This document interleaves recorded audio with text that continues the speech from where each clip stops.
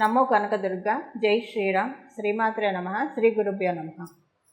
క్రోధీనామ సంవత్సరంలో దేవగురువు అయిన బృహస్పతి ఆయన తన సంచారాన్ని మేషరాశి నుంచి కాలపురుషుడి కుండలిలో ప్రథమ రాశి అయిన మేషరాశి నుంచి వృషభ రాశిలోకి మారుతూ ఉన్నాడు. మేషరాశిలో ఆయన సంచారం చాలించి వృషభ రాశిలోకి ఆయన అడిగడిపోతూ ఉన్నాడు మే 2వ తారీఖు నుంచి.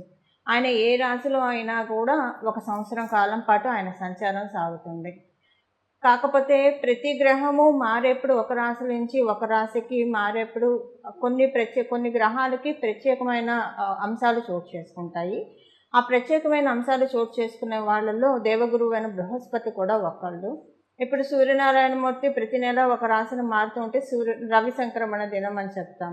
ఆ రోజు పితృతర్పణాలు వదలటానికి, సత్యనారాయణ స్వామి వ్రతం చేసుకోవడానికి, ఇలాంటి వాటన్నిటికీ కూడా చాలా బేసిక్గా ఉంటుంది ఆ రోజు. అది మనకు విశేషంగా ఉంటుంది. అలాగే ఆయన ఉత్తరాయణ పుణ్యకాలం, దక్షిణాయన పుణ్యకాలం, ఇదంతా కూడా సూర్యనారాయణమూర్తి సంక్రమణం వల్ల ఒక రాశి నుంచి ఒక రాశికి మారడం వల్ల ఉంటుంది. అలాగే శనేశ్వరుడు ఆయన ఒక రాశి నుంచి ఇంకో రాశికి మారినప్పుడు కొన్ని రాశుల వాళ్ళకి ఏలినాటి శని ఉంటుంది, కొన్ని రాశుల వాళ్ళకి అష్టమ శని ఉంటుంది, కొన్ని రాశుల వాళ్ళకి అర్ధాష్టమ శని ఉంటుంది, కొన్ని రాశుల వాళ్ళకి కంటక శని ఉంటుంది. ఇలాగ ఆయన ఒక రాశి నుంచి ఇంకో రాశిలో మారినప్పుడు డెఫినెట్గా అదొక స్పెషల్, ఒక విశిష్ట గోచర గ్రహస్థితే అవుతుంది. అలాగే మనకి గురు భగవానుడు కూడా దేవగురువైన బృహస్పతి ఆయన ఒక రాశిలోంచి ఇంకో రాశిలోకి మారారంటే వీళ్ళందరినీ మించి ఒక మంచి విశేషాంశం ఉంటుంది.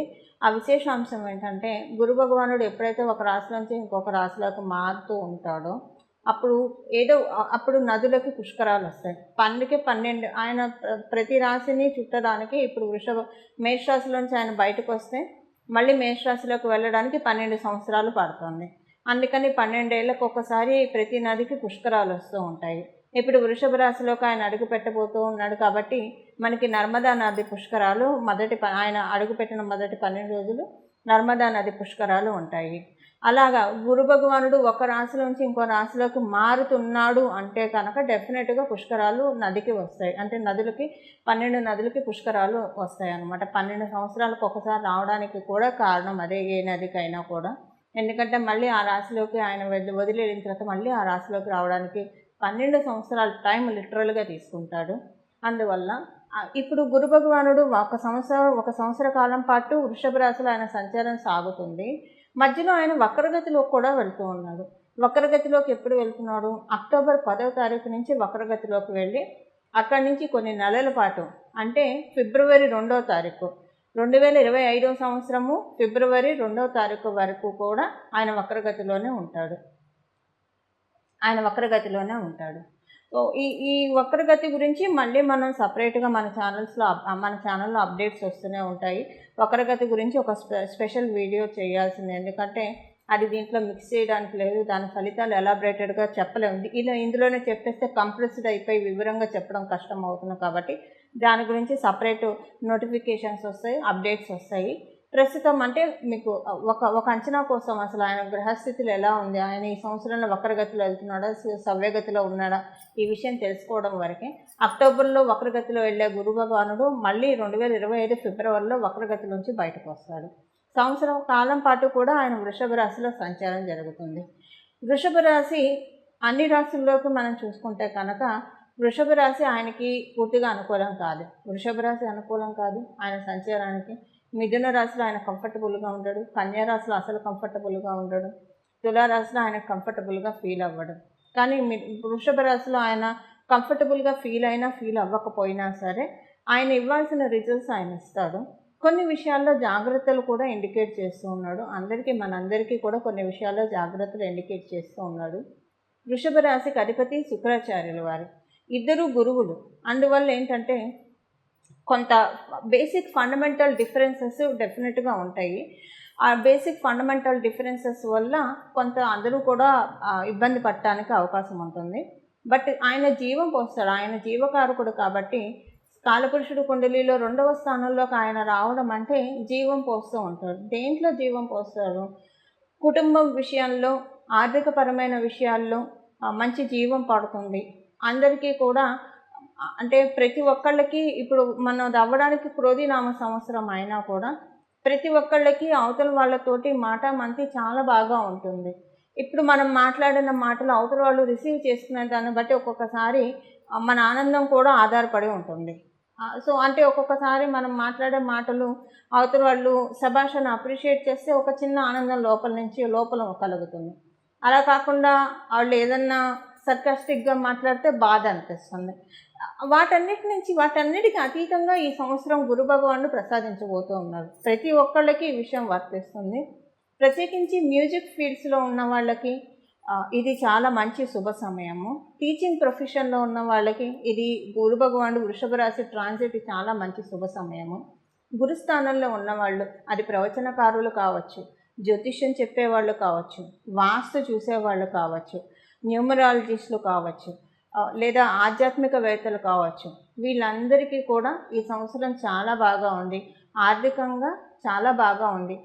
అంటే లక్ష్మీ అమ్మవారి ఆశీస్సులు బాగా అందుతాయి ఈ ఫీల్డ్స్లో ఉన్న వాళ్ళకి. అలాగే మీరు యాంకర్ ఫీల్డ్స్లో ఉన్న వాళ్ళు అందరికీ కూడా, అంటే ఇప్పుడు అది మీరు వృషభ రాశిలో పుట్టాలనే రూల్ లేదు.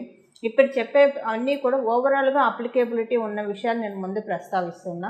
రాశి వారీగా మళ్ళీ మనం విడివిడిగా ఒక్కొక్క రాశి వాళ్ళకి తెలుసుకుందాము. ఓవరాల్గా చెప్తూ ఉన్నాను.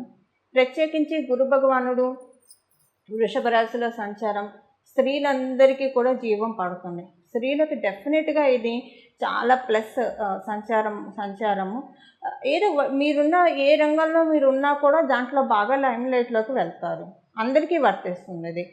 అలాగే ఒకవేళ కనుక మీరు గృహిణి స్థానంలో ఉన్నారనుకోండి, అప్పుడు కూడా మీకు మంచి గుర్తింపు, గౌరవం వస్తుంది. ఎందుకంటే పిల్లల్ని, సంసారాన్ని, అది చాలా పెద్ద టాస్క్, చాలా ఛాలెంజింగ్ టాస్క్. వాటిల్ని బాగా కాపాడుకుంటూ రావడం, దాంట్లో మీకు మంచి అప్రిషియేషన్స్ వస్తాయి. ఇలాగ ప్రతి విషయంలో కూడా స్త్రీలందరికీ మంచి శుభ సమయము క్రోధినామ సంవత్సరంలో ఉంది. అది కూడా ప్రత్యేకించి మనందరికీ కూడా, అంటే స్త్రీలందరికీ కూడా గురు భగవానుడు ప్రసాదిస్తూ ఉన్నాడు. అందువల్ల ఇక్కడ అంటే మగవాళ్ళకి బాగాలేదంటే మగవాళ్ళకి కూడా బాగా ఉంది. ప్రత్యేకించి ఆడవాళ్ళకి ఒక 30% బఫర్ ఉందని చెప్పాలి ఈ వారం గురు భగవానుడు ఆశీస్సుల వల్ల. అయితే ఒక విషయంలో జాగ్రత్త కూడా ఆయన సూచిస్తున్నాడు. మన ఇంట్లో ఆడవాళ్ళు కావచ్చు, బయట ఆడవాళ్ళు కావచ్చు, ఎవరైనా సరే పొరపాటున కూడా ఆడవాళ్ళ గురించి చులకనగా మాట్లాడడం కావచ్చు, తక్కువ చేసి మాట్లాడడం కావచ్చు, ప్రత్యక్షంగా పరోక్షంగా దూషించడము, ఇలాంటివేవి చేయకుండా జాగ్రత్తగా ఉంటే కనుక గురు భగవానుడు సమృద్ధిగా అన్ని రిసోర్సెస్ అందరికి ఇచ్చేసి వెళ్తాడు. ఇది ఆడ మగ తేడా లేదు, అందరికీ ఈ విషయం వర్తిస్తుంది. ఎవరైతే సమృద్ధిగా అన్ని అవకాశాలు అందుకోవాలని భావిస్తూ ఉన్నారో వాళ్ళందరూ కూడా స్త్రీలని దేవతా స్వరూపంగా చూడడం కనుక ప్రాక్టీస్ చేస్తే ఆల్రెడీ అలానే ఉంటుంది. ఎందుకంటే మన సనాతన ధర్మం మనకి చిన్నప్పటి నుంచి నేర్పిన విషయమే అది. కాకపోతే కాలవశత్తు, కలి ప్రభావం వల్ల ఒక్కొక్కసారి మనకి మన అసోసియేట్స్లో ఉన్న స్త్రీల పట్ల కొంత ఇబ్బందికరంగా ఉండే అవకాశం కూడా ఉంటుంది మధ్యలో. ఇది మనకి జరగచ్చు, మన వల్ల ఇంకొకళ్ళకి జరగచ్చు. ఏదైనా సరే ఇలాంటి వాటన్నిటి నుంచి దూరంగా ఉండడానికి ప్రయత్నించండి. దానివల్ల ఏంటంటే ఈ వారం డెఫినెట్గా ఈ సంవత్సరం అంతా కూడా డెఫినెట్గా అబండెన్స్, సమృద్ధి, జీవకారకుడు కాబట్టి ఆయన ఇవ్వదలుచుకుంటే గురు భగవానుడు ఏమీ ఆలోచించడు. వెనక ముందు ఆలోచించకుండా చక్కగా రిజల్ట్స్ ఇస్తాడు. ఏమన్నా మనం కష్టాల్లో ఉంటే ఆ కష్టాల నుంచి మనల్ని ఎలా బయటపడేయాలా అని చూస్తాడు. వృషభ రాశి ఆయనకు అనుకూలం కాదు. ఎందుకు కాదని చెప్పానంటే స్త్రీల విషయంలో ఎంత మర్యాదపూర్వకంగా ఉంటుంది, అంటే మా స్త్రీలు అయినా కూడా అవతల స్త్రీ పట్ల మర్యాదపూర్వకంగా ఉండాలి. అది కనుక బాగా ప్రాక్టీస్ చేసుకుంటే అప్పుడు వృషభ రాశిలో ఉన్న గురుడు అందరికీ డెఫినెట్గా యోగిస్తాడు. ఇందులో ఏమాత్రం సందేహం లేదు. స్త్రీ పురుష భేదం లేకుండా ఆయన ద్వితీయ స్థానంలో ఉంటూ చాలా మంచి అవకాశాలని ద్వాదశ రాశుల వాళ్ళకి కూడా ప్రసాదిస్తూ ఉన్నాడు. అవన్నీ ఏంటో మనం ఒకసారి ఇప్పుడు చూద్దాం. విడివిడిగా ప్రతి రాశి వాళ్ళకి ఎలాంటి ఫలితాన్ని గురు భగవాన్ అందిస్తున్నాడు అన్న విషయాన్ని మనం చూద్దాం. మకర రాశిలో పుట్టిన వాళ్ళకి పంచమ స్థానంలో పంచమ గురుడి సంచారము, తృతీయ వ్యయాధిపతి అవుతూ పంచమ స్థానంలో ఆయన సంచారము కొన్ని విషయాల్లో మీకంటే కొన్ని విషయాల్లో ప్లస్ ఉంది, కొన్ని విషయాల్లో మైనస్ ఉంది. సో ఫస్ట్ మనం ఏంటి ప్లస్ ఏంటి అన్న విషయం మనం ఒకసారి చూద్దాము. అదృష్టకరంగా సాగుతుంది ఈ సంవత్సరం అంతా కూడా. అంటే మీరు చేపట్టిన పనులన్నీ కూడా లక్కు కలిసి రావాలి, మనం చేసే పనులకి లక్కు కలిసి రావాలి, అదృష్టం తోడవ్వాలి అని అనుకుంటాం కదా. అలా తోడయ్యే బ్యాచ్లో ఉన్నవాళ్ళు ఈ సంవత్సరం మకర రాశి వాళ్ళు. మీరు చేసిపెట్టే ప్రతి పని భగవంతుల ఆశీస్సులతో స్టార్ట్ అవుతుంది. ఆ ప్రతి పని కూడా నిర్విఘ్నంగా ఆదిలోనే హంసపాద కాకుండా ముందుకు తీసుకెళ్లే విధంగానే మీకు ఈ సంవత్సరం వృషభ రాశిలో గురు భగవానుడు ఉంటూ చాలా అనుకూలతలను ప్రసాదిస్తూ ఉన్నాడు. అలాగే ధనపరంగా చాలా మంచి శుభ సమయం. మీరు ఉద్యోగస్తులు అవ్వండి, వ్యాపారస్తులు అవ్వనివ్వండి, ఎవరికైనా సరే ధనపరంగా చాలా మంచి శుభ సమయం. ఉద్యోగస్తులు అయితే మీకు ఉద్యోగంలో బాగా ప్రమోషను, ఇంక్రిమెంట్స్ ఇలాంటివి ఉంటాయి. వ్యాపారస్తులు అయితే కనుక మీకు వ్యాపారంలో చాలా మంచి అనుకూలతలు ఉంటాయి, చాలా బాగా ఉంటుంది. కమ్యూనికేషన్ విషయంలో కొంచెం జాగ్రత్తగా ఉండాలి. మీ కమ్యూనికేషన్లు అవతల వాళ్ళకి రాంగ్గా వెళ్తాయి. సో మీకు కమ్యూనికేషన్ అది ఎలాగైనా అవ్వచ్చు. కమ్యూనికేషన్ ఇదివరకు మీరు మాట్లాడిన మాటలు కావచ్చు, లేదా ఇప్పుడు మీరు మాట్లాడే మాటల వల్ల కావచ్చు, కమ్యూనికేషన్ రిలేటెడ్ ఇష్యూస్ మీకు కొంచెం బాగా ఇబ్బంది కలిగిస్తాయి. సో కొంచెం మీరు దానివల్ల కొంచెం అవమానంగా కూడా ఫీల్ అయ్యే అవకాశం ఉంటుంది. అదొకటి మైనస్ అని చెప్పాలి, చిన్న మైనస్ అని చెప్పాలి. అలాగే మీకు మీ పిల్లల వల్ల మీకు కొంచెం ఇబ్బందులు తలెత్తే అవకాశం ఉంటుంది. పిల్లల వల్ల మనశ్శాంతి కలగకపోగా వాళ్ళ వల్ల మీకు కొంచెం నేబర్స్ తోటి కావచ్చు, మీ బంధువర్గంలోని వాళ్ళతోటి కావచ్చు, మేజర్గా నేబర్స్ వాళ్ళు చదువుకుంటూ ఉంటే అక్కడ చుట్టుపక్కల ఉన్న వాళ్ళతోటి కొంచెం కంప్లైంట్స్ ఎక్కువగా వింటారు. ఇది కొంచెం మీకు బాధ కలగజేస్తుంది. లేదా వాళ్ళకి కొంచెం ఒకవేళ ఇలా కంప్లైంట్స్ ఇలా ఏం లేదనుకోండి, హెల్త్ రిలేటెడ్ ఇష్యూస్ పిల్లలకి రావడానికి అవకాశం ఉంది. సో పిల్లల విషయంలో కొంచెం మీకు మానసికంగా అశాంతి అయితే ఈ సంవత్సరం ఉంటుంది. కమ్యూనికేషన్ విషయంలో మానసికంగా అశాంతి ఎక్కువగా ఉంటుంది మీకు. బట్ ఏదేమైనా సరే ధనపరంగా బాగా ఉంది. వృత్తి వ్యాపారాల్లో రాణింపు ఉంది. ఆ రాణింపు ఉంటూనే ఇది కూడా అడ్జస్ట్ అవుతూ ఉంది. అంటే ఈ అవమానం ఇది కూడా అడ్జస్ట్ అవుతూ ఉంది. బట్ ఏదేమైనా సరే గురు భగవానుడు ప్రసాదించేది ఎప్పుడు కూడా హార్ష్గా ఉండదు. కొంతవరకు సౌమ్యంగానే పోనిస్తాడు. మీ జన్మజాతకంలో గురుబలం ఉంటే మీరు ఇది అసలు చూడరనే చెప్పాలి. గురుబలం లేకపోతే, గురుబలం ఉందని ఎలా తెలుస్తుంది? మీరు పుట్టినప్పుడు కర్కాటక రాశిలో, లేదా వృశ్చిక రాశిలో, మీన రాశిలో, అలాగే ధనుసు రాశిలో గురు భగవాన్ ఉంటే మీకు గురుబలంతోనే పుట్టారని తెలుసుకోవాలి.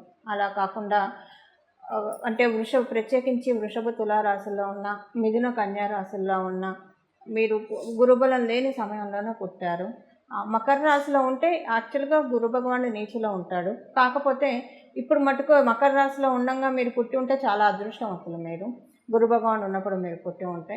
బట్ అలా కాకపోతే కనుక కొంచెం ఈ రాశుల్లో ఉంటే కనుక మీకు కొంచెం ఇబ్బందులు ఇవి కొంచెం ఎక్కువగానే ఉంటాయి. అంటే అవమానాలు కొంచెం ఎక్కువగా ఉంటాయి. దేనికైనా మనకి పరిహారాలు ఉంటాయి కాబట్టి ఆ పరిహారం ఏంటి ఇప్పుడు మనం చూద్దాం. పరిహారం ఏం చేసుకోవాలి? గురు భగవానుడు వృషభ రాశిలో ఉంటూ ద్వాదశ రాశుల వాళ్ళకి ఇచ్చే మంచి ఫలితాలని ఇంకా ఒడిసి పట్టుకోవడానికి ఎలాంటి పరిహారం చేయాలి? ఇప్పుడు ఒక చిన్న పిల్లాడి చేతిలో ఏమన్నా పెడితే ఎక్కువ పట్టుకోలేరు. వాళ్ళ అరచేతులు ఎక్కువగా ఉండదు, పెద్దదిగా ఉండదు, కొంచెమే పట్టుకోగలుగుతారు. అదే వాళ్ళకు ఒక గిన్నెలోనో, ఒక సంచిలోనో, ఒక డబ్బాలోనో పోసి పెడితే తర్వాత తింటారు. అలా మనం కూడా భగవంతుడు ఇచ్చే యోగాన్ని మనం ఏం పట్టుకోలేమండి, పూర్తిగా పట్టుకోలేం, పూర్తిగా క్యాచప్ చేయలేము. అలా క్యాచప్ చేయడానికి ఒక గురు భగవానుడు మాత్రమే మనకు అవకాశాన్ని ఇస్తాడు. ఇలా క్యాచప్ ఎలా చేయాలి అది ఇప్పుడు మనం పరిహార రూపంలో తెలుసుకుందాము. ఈ సంవత్సరం అంతా కూడా కృష్ణం వందే జగద్గురు అంటారు. కృష్ణ పరమాత్ముడిని ఆరాధించడము, కృష్ణ పరమాత్ముడు చెప్పిన గీత వినడము, భగవద్గీత వినడము, భగవంతుడి నోటిలో నుంచి వచ్చిన ప్రతి వర్డ్ కూడా, ప్రతి అక్షరం కూడా చాలా మహిమాన్వితమైనవి. అది వింటూ ఉండాలి. అంటే విన్న ప్రతి అక్షరం కూడా మనం జీర్ణింప చేసుకుంటూ ఉండాలి. నరాల్లో జీర్ణింప చేసుకునే విధంగా శ్రీకృష్ణ పరమాత్ముడు బోధించిన భగవద్గీత వినడము చాలా మంచి ఫలితాన్ని నిస్సందేహంగా ఇస్తుంది ఈ సంవత్సరం ద్వాదశ రాశుల వాళ్ళకి కూడా. అలాగే శ్రీకృష్ణ పరమాత్ముడు ఆరాధన చాలా మంచి చక్కటి శుభ ఫలితాలను ఇస్తుంది. దక్షిణామూర్తి స్వామి వారి ఆరాధన, హయగ్రీవ స్వామి వారి ఆరాధన, దత్తాత్రేయ స్వామి వారి ఆరాధన, సాయిబాబా వారి ఆరాధన, రాఘవేంద్ర స్వామి వారి ఆరాధన, మీకు ఎవరైనా గురువులు ఉంటే వారి ఆరాధన, బయలాజికల్ గురువులు మీకుంటే ఒకసారి వాళ్ళకి ఏమన్నా కానుకలు సమర్పించడానికి కూడా ప్రయత్నించండి. చాలా మంచి సత్ఫలితాలు వస్తాయి. కానీ ఇప్పుడు మనం తెలుసుకున్న ఈ దేవీ దేవతల ఆరాధన చేయడం మర్చిపోకండి.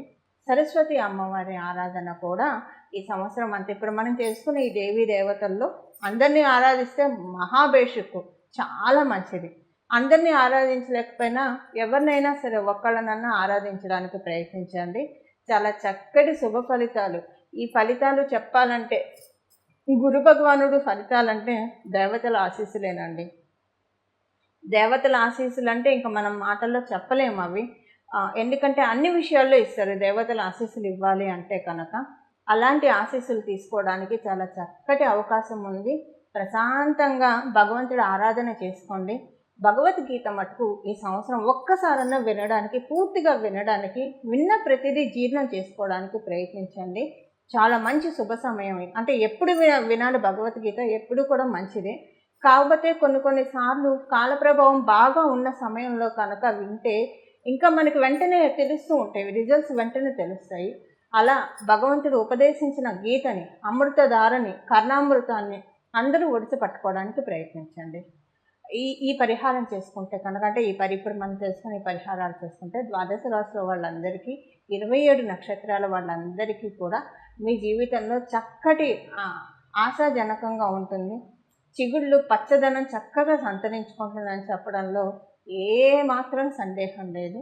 ఇది గురు భగవానుడు ఉవాచ, గురుగ్రహం గురుదేవుడి యొక్క ఉవాచ. ఇలా మీరందరూ కూడా భగవంతుడి ఆశీస్సులు పొందాలని చెప్పి నేను మనస్ఫూర్తిగా ఆశిస్తూ మీరు పొందుతారని చెప్పి ఆశిస్తూ మంగళం. జై కనకదుర్గ. నమో భగవతే వాసుదేవాయ.